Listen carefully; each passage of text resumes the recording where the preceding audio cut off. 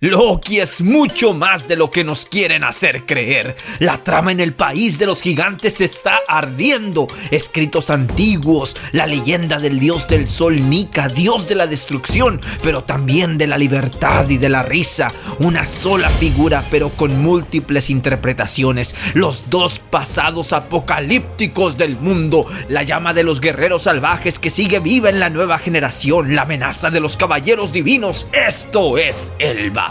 Aquí les traigo tarde, pero con ánimos. Los extrañé, pongámonos al corriente, porque sin ustedes no es lo mismo leer los capítulos de One Piece, parte 2. Ya cuando lleguemos a donde van todos, volveremos al formato que están acostumbrados de un capítulo por video y todas las páginas coloreadas por los artistas y nakamas de la flota Nordic Crew. Vayan a seguirlos a sus redes y suscríbanse.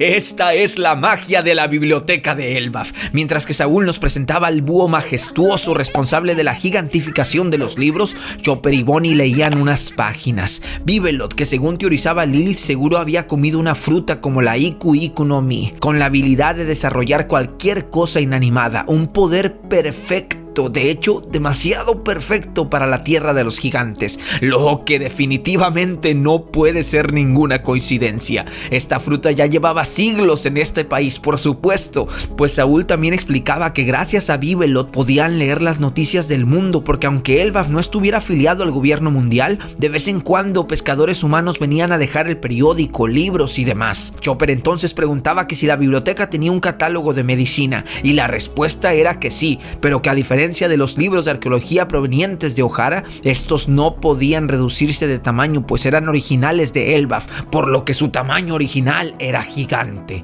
Mientras tanto, afuera de la biblioteca, regresábamos a Luffy y a compañía jugando con los niños bien portados de Elbaf, tan débiles y tan miedosos que hasta el columpio los hacía llorar.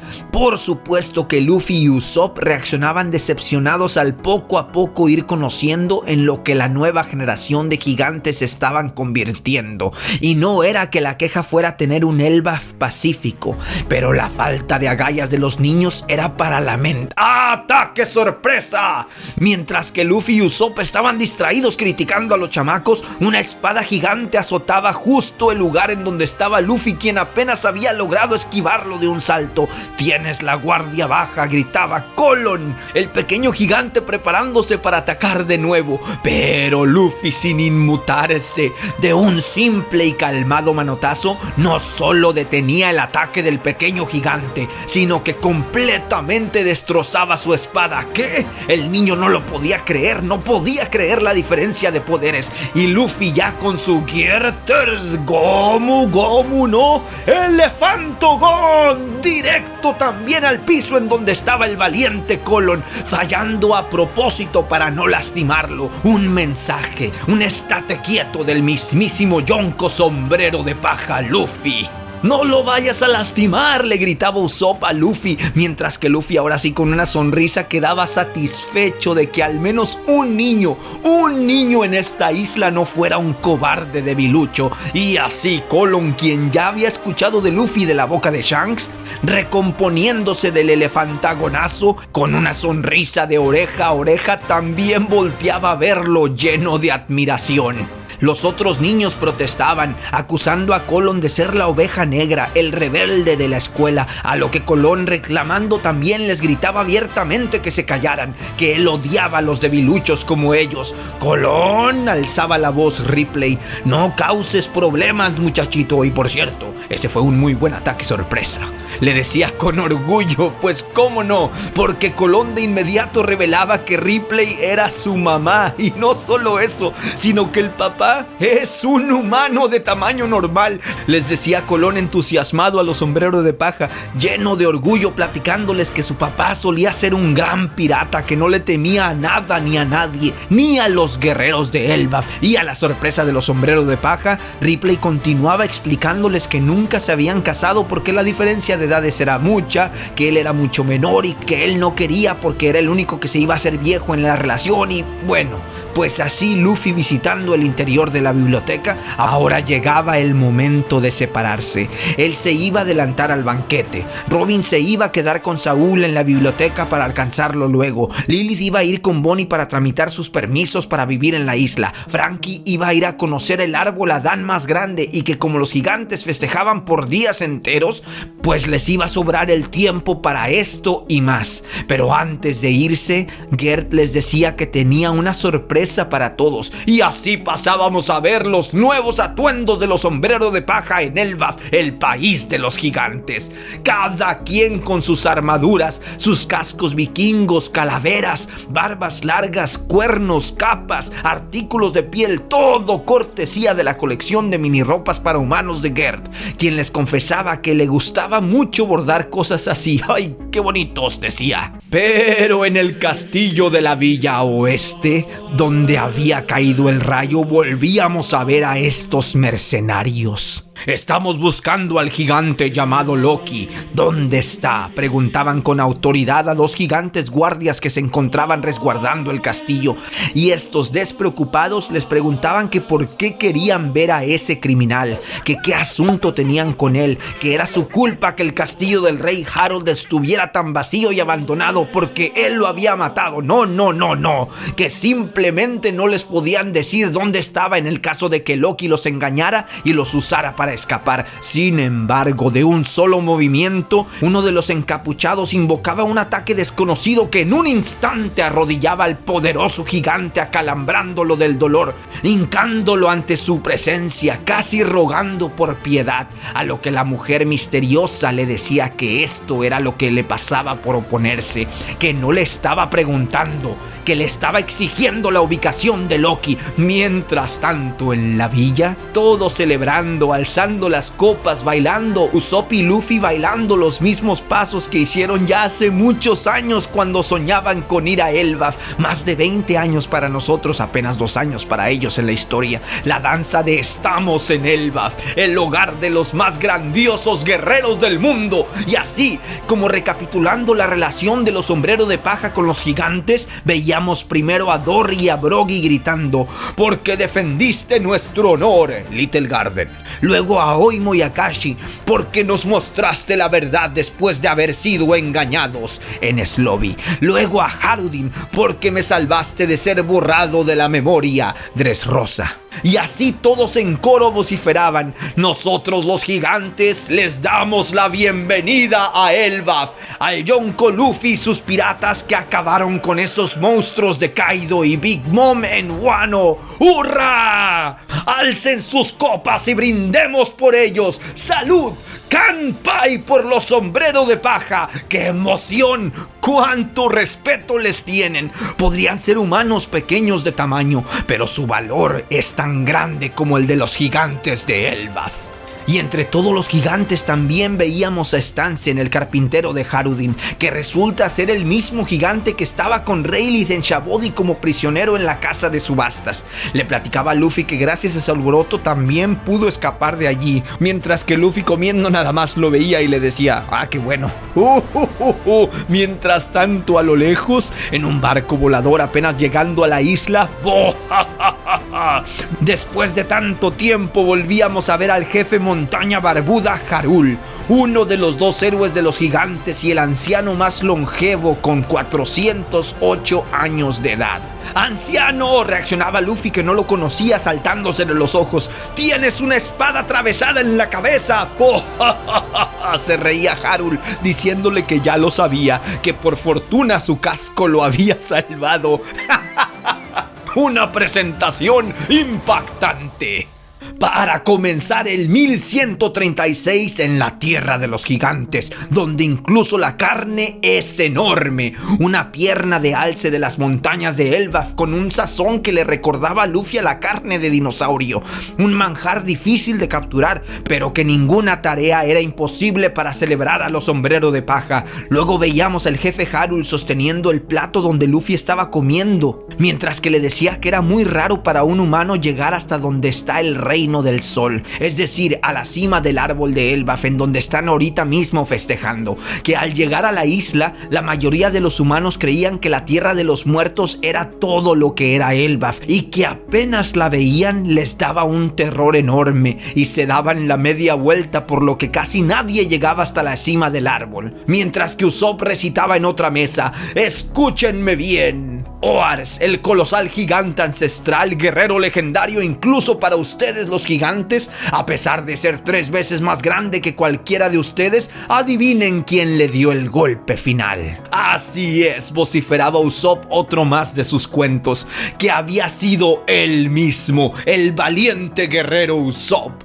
Otros gigantes estaban interesados en el tono de piel azul de Jinbe, Sanji contándoles que las sirenas eran más hermosas de lo que se podían imaginar, tan hermosas como las damiselas gigantes que tenía ahí enfrente ahora mismo, que a donde volteara estaba rodeado de bombones. Y así la dinámica de la fiesta, todos sorprendidos de qué cosa era Brook y por qué era un esqueleto viviente, dándonos a entender todas estas situaciones que a estos gigantes les falta conocer el mundo. De hecho, esto les sorprendía a los sombreros de paja, pues ellos, así como nosotros, asumíamos que los salvajes gigantes iban a ser todos unos vikingos piratas exploradores del mar, pero nada de eso. Luego Rodo, disculpándose con Nami por haberla tratado mal, escuchaba a Zoro diciéndole que no se preocupara, que no era como si alguien hubiese salido muerto, tomándole un trago a su sake para luego pasar a decirle con una cara de maldito que le diera gracias a Usopp, porque de no haber sido por él, le hubiera cortado la cabeza. Los otros gigantes burlándose de Rodo por no haber revisado los carteles de recompensa de los sombreros de paja, que en realidad nunca había tenido ni la más mínima oportunidad. Gert pidiéndole a Zoro que para la próxima no se contuviera, que se la cortara. Rodo llorando diciéndoles que lo entendieran, que después de todo, todos aquí en este país tenían el mismo sueño: convertirse en el siguiente dios del sol para gobernar el mundo. ¿Dios del sol?, reaccionaba Zoro. ¿Gobernar? No nos hagas reír, lo corregían todos los otros gigantes. El dios del sol no busca gobernar nada. Así es, gritaban en coro. El dios del sol es también el dios de la libertad. No, seguía empeñado Rodo en su versión. Querrán decir que es el dios de la destrucción. Al parecer Loki y Ro tienen una versión muy interesante, muy similar de lo que significa ser el dios del sol. Destrucción, Estás equivocado, Rodo, volvían a corregirlo los demás. Aunque ya no sabemos quién está en lo correcto, Como les digo, puede ser que las dos versiones sean verdad. Después de todo, Luffy está destinado a destruir la isla Gyojin. Seguro con eso también la Red Line. ¿Y para qué? Para liberar al mundo. Es un tema complejo. Híjole, qué maravilla. Bueno, volvamos. No, Rodo, le decían todos. Todos saben que Nika es el dios de las risas. Mientras tanto, Luffy, entretenido comiendo, nada más se quedaba viendo el espectáculo, porque ya se estaba poniendo medio violenta la discusión. Y así, entre puñetazos, patadas y de todo, los gigantes seguían con sus argumentos diciendo que allí estaban los textos. Ojo, los escritos sagrados Harley, que han sido pasados de generación en generación, que como están escritos en un lenguaje muy arcaico, hay múltiples interpretaciones de ellos. Por eso, continuaba Harul, el anciano héroe, por eso es que nadie sabe cuál traducción o interpretación es la correcta. Oílos sí somos, pero que en esencia los escritos Harley dicen esto: que el mundo ha sido destruido en 2 ocasiones. Y que una cosa era segura, que el nombre del rey del sol, Nika, era mencionado en cada una de ellas. Con que Nika, repetía Luffy mientras estiraba sus brazos de goma para alcanzar otro trozo de alce. Y así, mientras veíamos este panel increíble del guerrero legendario, el héroe máximo de los guerreros de Elbaf, la figura mitológica que representa la libertad, la risa, la destrucción, con los cabellos blancos, con su vestimenta arcaica, con una espada en la mano derecha y un escudo con el símbolo del sol en la mano izquierda, Harul continuaba explicando que no había quien pudiera asegurar si Nika era el salvador o el destructor del mundo, que lo único que sí se podía confirmar era que cada vez que esta figura aparecía traía consigo un gran cambio, y por eso que los gobernantes de hoy temen el regreso de Nika. Con que Nika, decía otra vez murmurando Luffy. Cayéndole finalmente el 20, como decimos en México. ¿Cómo se dice esa expresión en su país, Los leo. También denle me gusta ya que andan por allá abajo, Luffy por fin se daba cuenta que es el mismo nombre que Bonnie había mencionado en Egghead. Así es, le respondía Harul. Nika es un símbolo de esperanza para los necesitados. Se dice que está adornado por nubes blancas, que su pelo y sus ropas son también blancas y que sobre todo tiene una risa que contagia la alegría. Respondía Luffy, que ahora tenía mucho sentido porque todos les decían que lucía similar a Nika, pero rotundamente les decía a todos que estaba seguro que él no tenía nada que ver con ese dios, que él era solo Luffy. No seas aguafiestas, Luffy, se abrazaban los gigantes pidiéndole que no fuera tan cruel, que él entendería si hubiera nacido en Elbaf, que todos ellos como gigantes se inspiraban en Nika y que no era por defender a Rodo, pero que tenía razón cuando dijo que todos los gigantes compartían el mismo sueño. Así es, lo segundeaba Harul. Todos aquí admiramos a Nika, incluso Loki. Así Harul continuaba diciendo que estaba seguro que la razón por la que Loki mató al rey Harold fue por seguir los pasos de Nika. Sin embargo, los otros gigantes se molestaban pues no había justificación para su crimen. Con que Loki, decía Luffy medio imprudente. Entonces, ¿ese Loki es un buen tipo? De ninguna manera, respondían gritando y alzando los brazos los gigantes. Así pasábamos a ver cómo todos le explicaban a Luffy que Loki era el príncipe maldito, que había una profecía que decía que el rey Harold sería asesinado por su propio hijo, que justo después de que Loki nació, el caballo del rey conocido como el corcel de la fortuna murió inexplicablemente, y que por si no fuera poco fue el mismo año en que Charlotte Linlin mató al otro héroe de Elbaf, al viejo Horul, que desde que nació Loki fueron tragedia tras tragedia, la muerte de la reina, y mientras Loki iba creciendo, se iba a probar su fuerza en el mundo de los muertos, matando a las bestias que se le atravesaban y domesticando a las que quedaban, incluso soltando algunas bestias en las villas, poniendo en riesgo las vidas de las personas, y todo esto para cuando apenas había cumplido 10 años. Y ahí no acababan los chismes, porque también le decían que Loki era un piromaníaco, que iba por allí quemando aldeas y cosas a su paso, y que como tenía los privilegios de su posición como príncipe, combinado con su personalidad maliciosa, Loki creaba un infierno en donde sea que el rey Harold no estuviera vigilándolo, hasta que finalmente, en ese castillo que ves allí, le decían los gigantes a Luffy, un día Loki mató a su propio padre, el mejor monarca que haya tenido Elbaf, un espléndido y sabio hombre que intentó establecer relaciones con el exterior, que abogó para que la gente del mundo viera más allá de los prejuicios que tenían hacia los gigantes, de verlos más que como solo una bola de guerreros salvajes. Y apuntando hacia la cabeza del jefe Harul, un gigante le explicaba a Luffy que esa herida que veía allí en la cabeza del jefe había sido causada por Loki, pero que el reino de terror de Loki había finalizado hace 6 años cuando, navegando por el mar, fue capturado por el pelirrojo Shanks. Shanks, reaccionaba Luffy con una sonrisa. ¿De verdad Shanks estuvo aquí?, les preguntaba Luffy. Sí, le respondían todos, que de hecho hasta hace poquito también estaba aquí, que se acababa de ir, pero que no estaban seguros a dónde. Zoro paraba la oreja, pues algo le había llamado la atención, para luego pasar a ver cómo ya a solas Zoro y Luffy se ponían a platicar. Zoro dándose cuenta de que Luffy se estaba comportando muy raro allá en la fiesta, y pues se enteraba de su secreto con Loki. Luego, tratando de hacer entrar en razón a Luffy, le preguntaba que si sabía que estaba hablando de un destajador de reyes, que se diera cuenta que todos lo que le dijo Loki eran solo mentiras. Ahí sí no sabemos, Todavía no sabemos si todo lo relacionado a Loki son mentiras. No sabemos si es malo de verdad. Pero bueno, Luffy se alborotaba respondiéndole a Zoro que a él lo que le importaba es que Loki le había dicho que sabía dónde estaba Shanks, y que como él tenía muchas ganas de verlo, pues iba a confiar en Loki. Sí, le contestaba Zoro, ya he escuchado ese cuento muchas veces, pero que si no se daba cuenta que Loki podría estar usando esta información de Shanks precisamente para manipularlo. ¿Y tú cómo sabes?, le respondía medio molesto Luffy. Tú nunca has conocido a Loki en persona.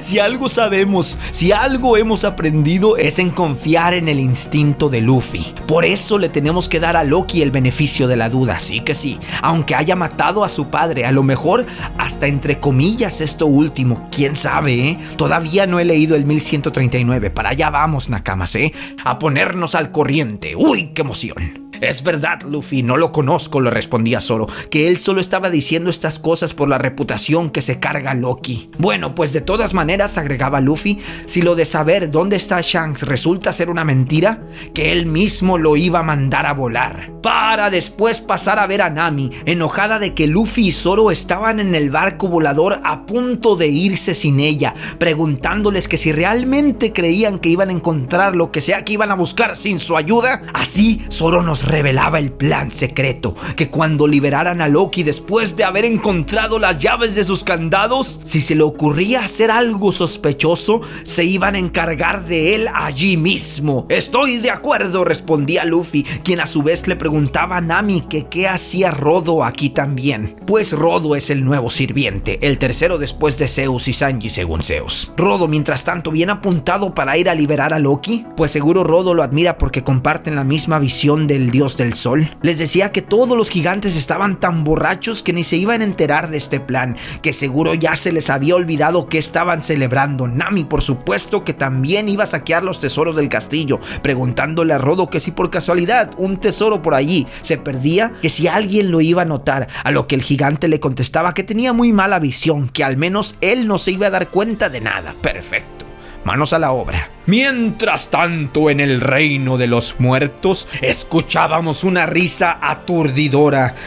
A ver si les entendí bien, decía Loki. Si lo que me están diciendo es así, entonces temo que voy a tener que rechazar su propuesta. Y viéndolo reír a carcajada abierta frente a nada más que los dos mercenarios encapuchados, les decía que seguro era un honor ser invitado a formar parte de los caballeros divinos. Lástima que al aceptar, automáticamente se convertiría en un noble, en un dragón celestial, y continuando con su carcajada burlándose abiertamente, les preguntaba que si de verdad esperaban que una persona aceptara bajo su propia voluntad convertirse en una basura como los Tenryubitos. El tipo que se parece a Shanks le preguntaba a su aliada que si tenían inteligencia sobre Loki, a lo que ésta le respondía que todos los agentes que habían mandado a la isla habían reportado un cuervo gigante antes de que sus transmisiones se cortaran, que no podía creer cómo todos eran tan ineptos. Y caminando hacia Loki decía que ya se había cansado de escuchar que esto era la definición misma de la palabra impertinente. Presentación de los caballeros divinos, Gunko. Una muchachita con apariencia militar de uniforme, mangas largas, un cubreboca, ojos de diferentes colores, gogles y un poder muy misterioso. Mientras tanto, el lobo bestia gigante se le acercaba a Gunko por detrás. Loki, al verlo, le ordenaba que se los comiera, pero ella, calmada, le advertía al lobo que si quería seguir viviendo, no diera un paso más. Y manipulando una especie de flecha látigo, perforaba el cráneo del pobre del lobo, dejándolo fuera de combate en un solo golpe, pero sin matarlo. Y lo dejó vivo porque de inmediato el otro caballero divino, el que se parece a Shanks, usaba la vida del lobo como carta de negociación para preguntarle otra vez a Loki si estaba seguro que no se quería unir a ellos. Pero Loki, dándose cuenta de cómo operaban estos miserables nobles, con una sonrisa potente, Les respondía que si de eso se trataba, aceptaba el destino de su amigo y que le deseaba paz en la muerte. Que lo escucharan, que era aceptable llorar una pérdida y sentir el deseo de vengarse, pero que un guerrero nunca debía rogar ni temer cuando se estaba enfrentando a la muerte. Y viendo un acercamiento a su rostro lleno de determinación, Loki les decía a los miserables caballeros divinos que si mataban a su amigo, él se tragaría toda esa furia para usarla como combustible cuando reduciera su maldito mundo a escombros. Una declaración llena de orgullo. Fin de la segunda parte de Poniéndonos al Corriente, porque extrañaba leer los capítulos con ustedes. Sí que sí. Todo con medida.